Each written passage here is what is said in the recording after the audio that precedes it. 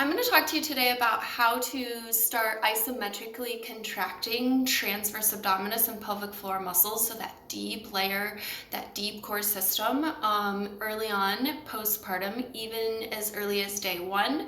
And it's good after vaginal birth, but today we're going to talk about it in the context of post-cesarean birth. So the first thing you're going to want to do is make sure you're doing a really good diaphragmatic breath.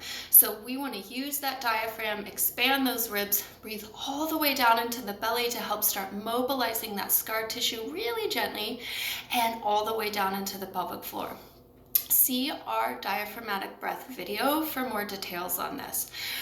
We're going to focus on the exhale today. So we're going to start talking about candle breath, and that's a way to really sort of reflexively start engaging the pelvic floor and transverse abdominis in good coordination with each other, just by using your breath. So what that looks like is, if I were to find my two front stick out bones and put my fingers right there on the inside, I would be able to feel this contraction here. So what this looks like is inhale, exhale,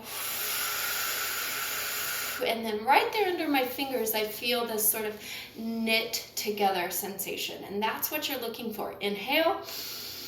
Make sure you open and release everything that you contracted. This is really good for helping trying to move your bowels, help with the circulation and any swelling you may have postpartum, and of course it's good for the scar tissue mobility as well. So now about 2 weeks postpartum cesarean birth, you're gonna maybe want to start doing and incorporating a little bit of movement to that. And so here's what this looks like. Oh, before I do that, I did want to say that using that breath, that is a way to really kind of pull things in and give you some stability, especially if you're having difficulty picking up baby or rolling over in bed or moving sit to stand. Use that breath, blow before you go from Julie Wiebe, right? To really give yourself a sense of protection and stability as you start to move. And I think that'll be really helpful. But as we talk about formalizing the exercises, you're going to want to come down onto your back. Now, if you have diastasis or if you have a C-section, it's probably advisable that you come down onto your side first and then roll onto your back.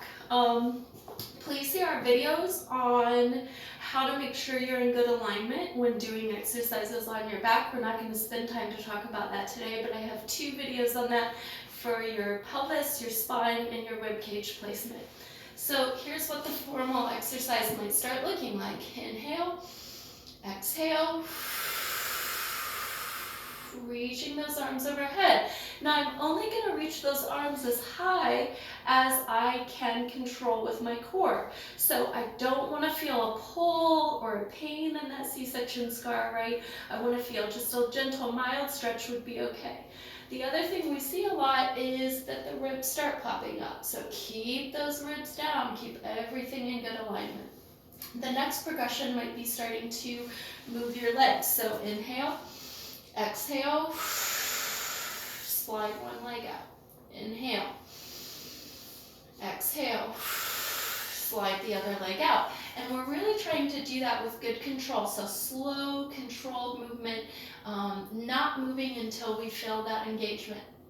Now I'm about to sit up. I might choose to inhale, exhale, roll all the way to my side first, and then sit up.